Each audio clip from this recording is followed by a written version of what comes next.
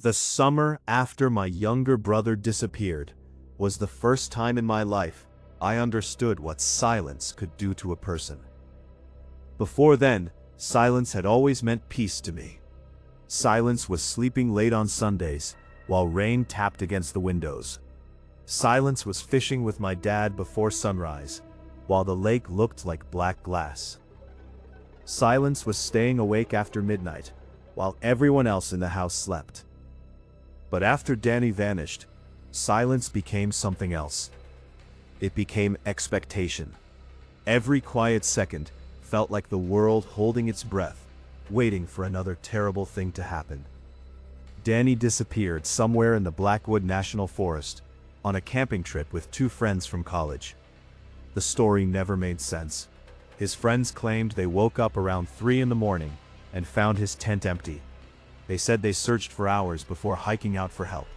Rangers brought in dogs, helicopters, volunteers, everyone they could. They found Danny's backpack hanging from a tree, nearly 7 miles away from the campsite. Inside the bag were his wallet, his keys, and his phone. The phone battery was dead, but when investigators charged it later, they found dozens of blurry photographs taken between 2 and 3 in the morning. Most were too dark to understand. Just trees and dirt and streaks of movement. But one picture made my mother faint when she saw it.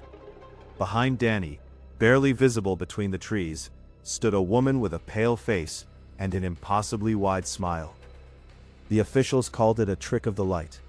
My mother called it evil. I tried not to call it anything at all. For 11 months I lived inside that nightmare. My parents stopped talking to each other unless they had to. My dad started sleeping on the couch downstairs, with the television on all night. My mother kept Danny's bedroom untouched, like a museum exhibit. Meanwhile, I drifted from one dead-end job to another, pretending life still had structure. Nothing felt real anymore. Friends stopped inviting me places because I always said no. I stopped answering texts. Some nights I drove for hours with no destination because the thought of sitting alone in my apartment made my skin crawl. Then, I saw the listing online. Seasonal fire lookout needed. Remote location. Housing provided. I almost ignored it, but something about the word Blackwood caught my eye. The same forest where Danny disappeared. Same region, same mountains. I wish I could tell you I avoided it. Instead, I applied within 10 minutes. 2 days later, a man named Walter called me. He sounded old, tired, and distracted, like somebody forced awake in the middle of the night. He barely asked any questions before offering me the job. That should have been the first warning. "You ever worked lookout before?" he asked. "No, that's fine. Last guy didn't either." The way he said last guy made me pause. What happened to him? Silence crackled through the phone for several seconds. He quit. That answer should have satisfied me. It didn't. When? 3 nights ago. 3 nights. Whoever had worked there before me left so suddenly they were desperate enough to hire an unqualified stranger immediately afterward. But instead of thinking rationally, my brain locked onto one stupid idea. Blackwood Forest. Same place Danny vanished. Same endless woods. Same mountains. Maybe I could find something. Maybe I could find him. Walter gave me directions to the ranger station, where supplies would be loaded into an old truck before dawn the next morning. He warned me there would be no cell service past the mountain pass. He explained that my tower sat farther north than the other lookout posts because lightning storms had started several fires there over recent years. My duties sounded simple enough. Watch for smoke, report illegal campfires, keep hikers off restricted trails, maintain radio contact every evening. Before hanging up, Walter hesitated. "One more thing," he muttered. "Yeah? If the former lookout left anything behind, don't pay attention to it." "What does that mean?" Another long silence. "People get strange out there alone. That's all." The line disconnected before I could ask anything else. I barely slept that night.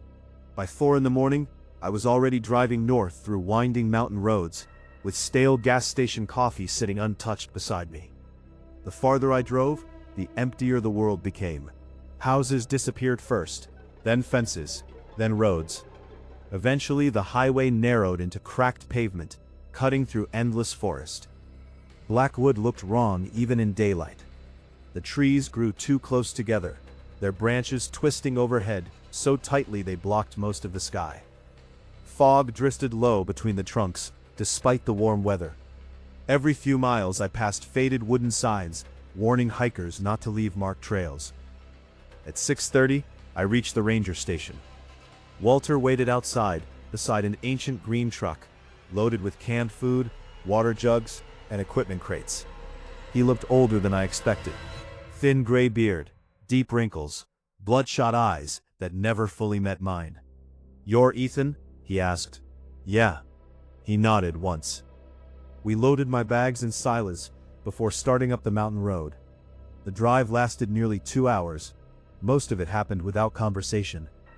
Walter kept both hands tight on the wheel the entire time. Occasionally he glanced at the forest, like he expected something to emerge from it.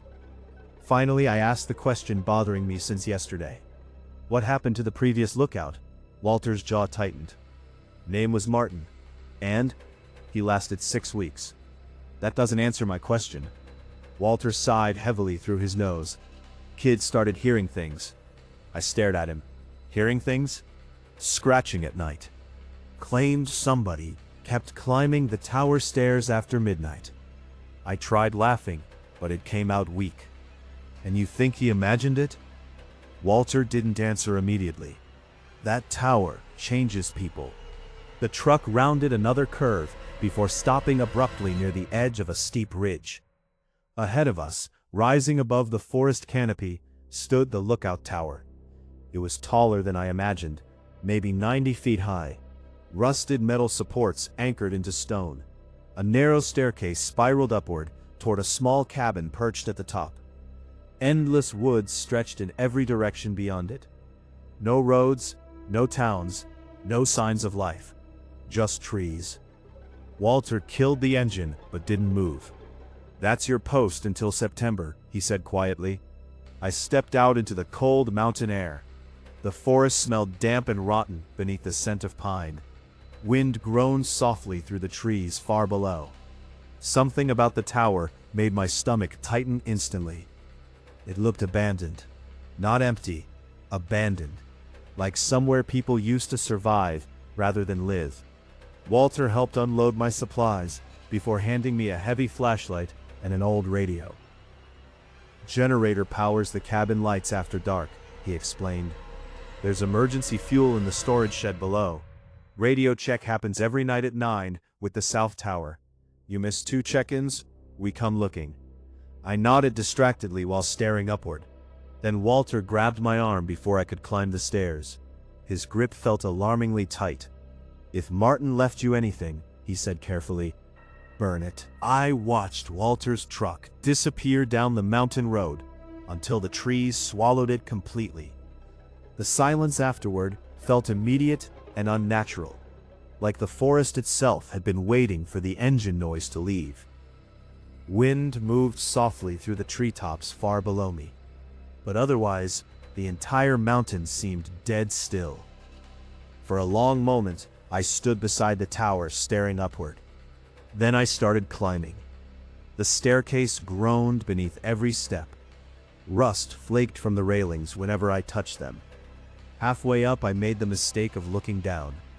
The ground suddenly seemed impossibly far away. My stomach lurched as the tower swayed slightly in the wind. By the time I reached the cabin at the top, sweat soaked through my shirt despite the cold air. The lookout cabin itself was smaller than I expected. A narrow bed sat against one wall, beside a metal stove and a cluttered desk covered in maps. Windows wrapped around all 4 sides, giving an uninterrupted view of the endless forest below. A pair of binoculars rested near the radio equipment. Everything smelled faintly of dust, damp wood, and something older underneath both. Something sour. I set my backpack down near the bed and began unpacking supplies. Most of the cabinets were already stocked with canned food and bottled water. Whoever worked here before me had left in a hurry though. One drawer hung partially open, with papers scattered across the floor nearby. An overturned mug still sat beside the radio, like somebody had knocked it over mid-conversation. I remembered Walter's warning. If Martin left you anything, burn it. Naturally, that made me want to search the cabin immediately. It didn't take long to find what Walter meant. Taped beneath the desk was a folded stack of notebook pages covered in cramped handwriting. The moment I touched them, a strange feeling crawled up my spine. Not fear exactly, more like the sensation of stepping into a room moments after an argument ended. The air felt wrong. I unfolded the pages carefully. The first line read, "If you're reading this, it means he left you here too." It sounded ridiculous, like the setup to some cheap internet horror story. But something about the handwriting bothered me. The letters pressed so hard into the paper, they nearly tore through. The next lines were worse. "You need to understand something immediately. The official rules they gave you are useless after dark. Walter knows that. Allison knows that. They all know. If you want to survive up here, follow these rules exactly. Do not improvise. Do not assume you understand what you're dealing with." My eyes moved lower across the page. Rule 1. Never use the spotlight between 1 a.m. and 3:33 a.m., even if you hear somebody calling for help. Rule 2. If you see movement near the trees surrounding the tower, count the figures carefully. There should never be more than 3. Rule 3. If the radio turns on by itself and somebody asks whether you can see the lights below the mountain, do not answer. Rule 4. Keep the cabin curtains closed after midnight. If you accidentally look outside and see somebody standing beneath the tower, smiling up at you, immediately turn off every light and lie flat on the floor. Rule 5. If you hear knocking on the cabin door, do not open it unless you hear Walter's voice specifically. Nobody else climbs the tower after dark. Rule 6. The woman crying in the woods is not real. Do not follow her voice, no matter how human she sounds. Rule 7. If the staircase begins creaking, but nobody is visible outside, hide beneath the bed until sunrise. Rule 8. Never look directly into the trees during fog. The final rule had been written much larger than the others. The ink smeared violently across the page. Rule 9. If you see Danny in the forest, do not let him inside. My blood turned cold. I reread that line 3 times before my brain fully processed it. Danny. Not possible. There was no way Martin could have known my brother's name. Unless Walter told him. But why would he? I searched the rest of the pages desperately for answers, but the remaining notes grew more frantic and disorganized. Half-finished sentences covered the margins. Drawings of smiling faces appeared repeatedly between paragraphs. One section described hearing footsteps circling the tower every night at exactly 2:14 a.m. Another claimed something lived in the fog surrounding the mountain. The final page simply read, "It learns you slowly." I forced myself to stop reading. My hands shook slightly as I folded the pages again. The rational part of my brain screamed that this was nonsense, written by somebody isolated too long in the wilderness. Martin probably suffered some kind of breakdown. Weeks alone in this tower, surrounded by silence and darkness, could drive anyone paranoid. That explanation should have comforted me. Instead, it somehow made everything worse. I stuffed the pages into my backpack and tried distracting myself by organizing supplies. The afternoon passed slowly. Every so often, I caught myself staring toward the trees, remembering the photographs found on Danny's phone almost a year earlier. Pale woman, smiling face. Around sunset, the forest changed. That was the first thing I noticed. During daylight, Blackwood seemed quiet, lonely maybe, but still normal enough. After dark, the woods felt awake. Shadows thickened unnaturally between the trees.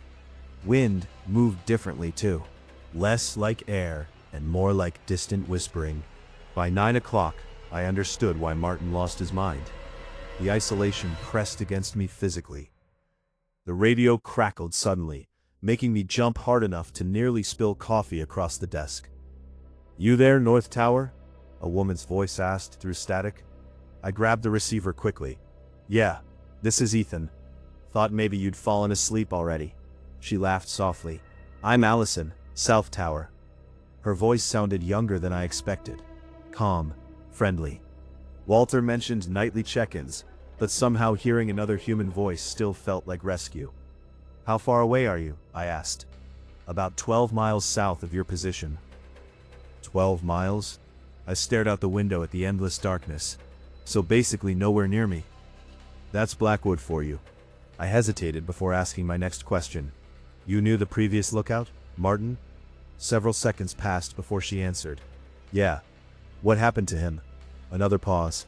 "He stopped sleeping." "That's it?" "At first." Something about her tone made me sit straighter. "What does that mean?" The radio hissed softly. "You'll understand soon enough," Allison murmured. Before I could respond, a loud crack echoed from somewhere below the tower. I froze instantly. The noise came again. Creak. Metal stairs. Somebody climbing. Allison must have heard it through the radio, because her voice sharpened immediately. "Ethan," she said quietly, "what time is it?" I looked at the clock beside the bed. 12:41 a.m. The staircase creaked again. Slowly, deliberately, one step at a time. Every hair on my arms stood up. "Ethan," Allison repeated, sounding suddenly afraid. "Is somebody there with you?" Another creak echoed directly beneath the cabin floor. Closer now, much closer. I stared toward the cabin door while my pulse hammered violently inside my chest. Then I remembered Rule 5. If you hear knocking on the cabin door, do not open it unless you hear Walter's voice specifically. The staircase stopped moving. Complete silence swallowed the tower. Then came 3 slow knocks against the cabin door. Knock, knock, knock. Allison inhaled sharply over the radio. "Do not answer that." A voice spoke from the other side of the door. Soft, male, almost familiar. "Ethan," it whispered. My blood froze solid, because the voice sounded exactly like Danny. For several seconds, I couldn't move. Every instinct in my body locked up completely as the voice repeated my name through the cabin door. "Ethan." Same voice, same slight rasp Danny had whenever he got tired. Same slow drawl on the second syllable. Hearing it again after nearly a year hit me like a punch to the chest. My brain immediately tried explaining it away. Stress, exhaustion, isolation. But explanations didn't matter when your dead brother sounded inches away. Allison kept speaking through the radio, her voice low and urgent. "Don't respond." Another knock rattled the cabin door. "Ethan, let me in." I stared at the handle. Part of me wanted to throw the door open instantly. Not because I believed it was actually Danny. I didn't. At least I don't think I did. But grief does strange things to people. It digs hooks into your thoughts. Even knowing something is impossible doesn't stop you from wanting it to be true. The voice came again. "I'm cold." My chest tightened painfully.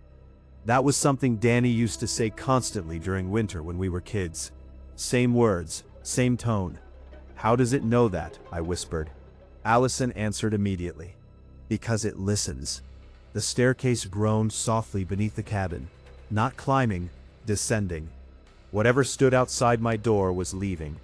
I waited motionless until the sounds faded completely into the darkness below. Only then did I realize I'd been holding my breath.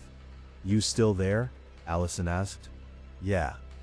Neither of us spoke for several seconds. Finally, I forced myself to ask the question, sitting like ice in my stomach. "What the hell is this place?" The radio crackled softly. "When I first started here," Allison said carefully, "the previous lookout told me there were things in Blackwood that mimic people. I thought he was crazy. And now?" Another pause. "Now I keep my curtains closed at night." I rubbed trembling hands across my face. You're seriously telling me there's something in these woods pretending to be my brother? I'm telling you, Blackwood knows things it shouldn't. The way she said it disturbed me more than the words themselves. Calm, matter of fact, like somebody discussing bad weather instead of monsters. I looked toward the cabin windows instinctively. Darkness pressed against the glass on every side. Endless trees, endless shadows. How long does this happen for? I asked quietly. What? The voices, the stares. Static hissed softly through the radio. It gets worse the longer you stay. That answer sat heavy in my chest. Neither of us talked much after that. Eventually, Allison reminded me to keep the radio close and signed off for the night. I checked the cabin door twice before finally lying down on the bed, fully clothed, with the flashlight beside me. Sleep didn't come easy. Every tiny sound made me tense. Wind scraping branches together, metal creaking softly beneath the tower, the low hum of the generator outside. Around 2 a.m, I thought I heard footsteps circling below again, but exhaustion eventually dragged me under before I could convince myself otherwise. I woke sometime after sunrise, feeling terrible. The kind of exhaustion that settles deep behind your eyes no matter how long you sleep. For several minutes I lay there, staring at the ceiling, trying to convince myself the previous night hadn't happened. Then I saw muddy footprints outside the cabin door. My stomach dropped instantly. The prints looked human, bare feet, wet mud smeared across the metal floor outside the entrance. They led from the staircase directly to the door where they stopped. No return footprints. I crouched beside them carefully. The mud looked fresh. I backed away slowly. Every rational explanation I came up with collapsed under one simple problem. There had been no rain. My hands shook while making coffee. I kept glancing toward the door as if expecting another knock at any second. The tower suddenly felt much smaller than before, less like shelter and more like a trap hanging above miles of wilderness. By noon, fog rolled through the forest below. Thick fog. Not normal morning mist either. This stuff moved strangely between the trees, drifting in long, twisting patterns that reminded me of smoke underwater. Visibility dropped quickly until entire sections of forest disappeared beneath pale gray haze. Then I remembered Rule 8. Never look directly into the trees during fog. Naturally, that became the only thing I wanted to do. I tried distracting myself with routine tasks instead. Checked maps, cleaned equipment, logged weather conditions in the observation notebook. Anything to avoid staring too long at the woods below. Around 1:30, the radio crackled unexpectedly. North Tower, you awake up there? Walter. I grabbed the receiver immediately. Yeah, how's your first night? I almost laughed at the question. Your previous lookout left me a list of insane rules. Silence. You read it? Hard not to when somebody hides it under the desk. Walter sighed heavily. You should have burned it. So you knew about it. Another silence. Martin wasn't well near the end. That doesn't explain how he knew my brother's name. The radio went quiet, long enough that I thought he'd disconnected. Then finally, I told him. Anger flared through me instantly. Why would you do that? Because Martin asked about the missing posters. I frowned. What missing posters? The ones you put up around the ranger station last year. Right. I barely remember doing that. Weeks after Danny vanished, I drove across half the county, hanging flyers anywhere people might see them. Ranger stations, gas stations, hiking trails. He became obsessed with your brother after that.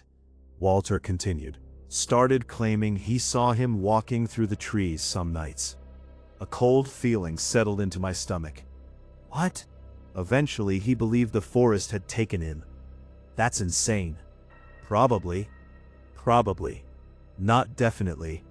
The fog thickened outside while we spoke, until the trees nearest the tower almost vanished completely. Then movement caught my eye. Something pale between the trunks below. I leaned closer to the window, before stopping myself abruptly. Rule 8. Never look directly into the trees during fog. My pulse quickened. "Walter," I said slowly, still staring toward the forest, "what exactly happened to Martin?" The answer came softer this time. "He disappeared." I gripped the radio tighter. "You told me he quit." "That's what we officially reported."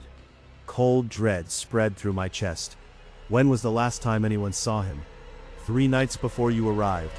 The same amount of time between Danny's disappearance and the discovery of his backpack. My skin prickled. "Walter." But he interrupted me sharply. "Do not leave the tower after sunset." Then the radio went dead. I stood there staring at it for several seconds before slowly lowering the receiver. Outside, the fog continued shifting between the trees below. Movement flickered again. Closer this time. Against my better judgment, I stepped toward the glass. At first I saw nothing except fog drifting through the forest. Then a shape emerged between the trees, tall, human, standing completely still. Even from this distance I could tell it was smiling. The figure raised one arm slowly and waved. A sudden burst of static exploded from the radio beside me, so loudly I nearly jumped out of my skin. Allison's voice came through, frantic and breathless. "Ethan, close the curtains right now." I kept staring downward. The smiling figure hadn't moved, except for one thing. It was closer now. Much closer than before. Still waving. "How is it moving that fast?" I whispered. "Do not look at it," Allison snapped. "Close the curtains." My body finally listened. I yanked the curtains shut across every window, while my pulse hammered violently inside my chest. The cabin darkened instantly. For several seconds, the only sound was my breathing. Then came the first knock against the glass. Soft, patient, from outside the window directly beside me. For several seconds, I didn't move. The knock came again, slower this time, patient and deliberate. Allison's voice burst through the radio, sharp with fear. "Don't open anything," she said. I stepped back from the window, my breath stuck in my throat. Outside, silence changed shape. The fog outside the glass moved like it was alive. I saw the figure still standing between the trees, but now it was closer. It wasn't waving anymore, it was just watching. I forced myself to breathe slowly, remembering Rule 8 again. Never look directly into the trees during fog. I had already broken it. A sound came from the radio again, but this time it wasn't Allison. It was Danny. My blood turned cold instantly. "Ethan," the voice said softly, like it was right behind my ear.